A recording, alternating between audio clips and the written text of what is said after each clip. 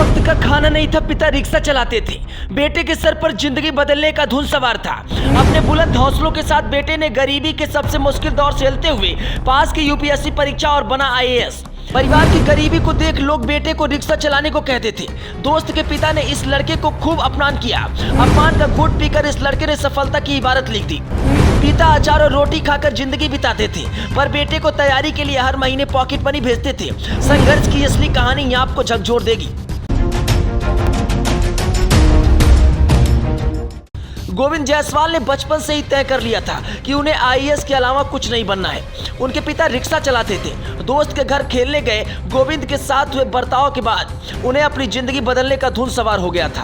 उन्होंने पिता से 15वीं तक पढ़ने को कहा। पिता को हाई स्कूल, इंटरमीडिएट या ग्रेजुएशन के बारे में नहीं पता था। वो रिक्शा चलाते थे। कभी लोगों ने कहा कि गोविंद को भी ऑटो चलाना चाहिए, लेकिन उन्होंने कभी जवाब नहीं दिया। गोविंद की सफलता की कहानी लाखों लाख लोगों के लिए प्रेरणा है। आईएएस गोविंद जायसवाल उत्तर प्रदेश के वाराणसी के रहने वाले हैं। स्वास्थ्य एवं परिवार कल्याण विभाग में वो निदेशक हैं।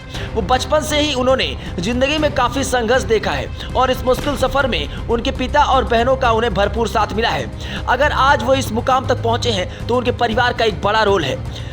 गोविंद जायसवाल के पिता नारायण रिक्शा चलाते थे। माँ गृहिणी थी। उनका ब्रेन हेमरेज से निधन हो गया था। तब गोविंद 7वीं कक्षा में पढ़ रहे थे। नारायण के गोविंद के अलावा 3 बेटियां थी। परिवार काशी के अलईपुरा में 10x12 के एक कोठरी में रहता था। माँ के इलाज में काफी खर्चा हो गया था और इससे परिवार बेहद गरीबी में जीवन यापन करता था।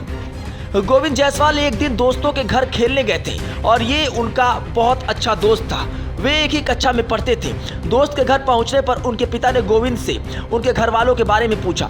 गोविंद ने बताया उनके पिता रिक्शा चलाते हैं। इस बात से दोस्त के पिता बौखला गए। उन्होंने गोविंद को खूब अनाप शनाप बक दिया और अगले दिन उन्होंने अपने टीचर से पूछा कि वो अपनी जिंदगी को कैसे बदल सकते हैं। टीचर ने इसके लिए 2 रास्ते बताए। पहला, कोई बड़ा कारोबारी बन जाओ, या फिर दूसरा, आईएएस बन जाओ।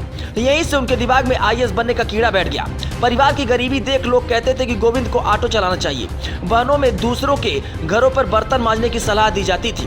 2006 में वो यूपीएससी परीक्षा की तैयारी करने के लिए दिल्ली आ गए। उनकी पढ़ाई के लिए पिता ने जमीन का एक टुकड़ा भी बेच दिया।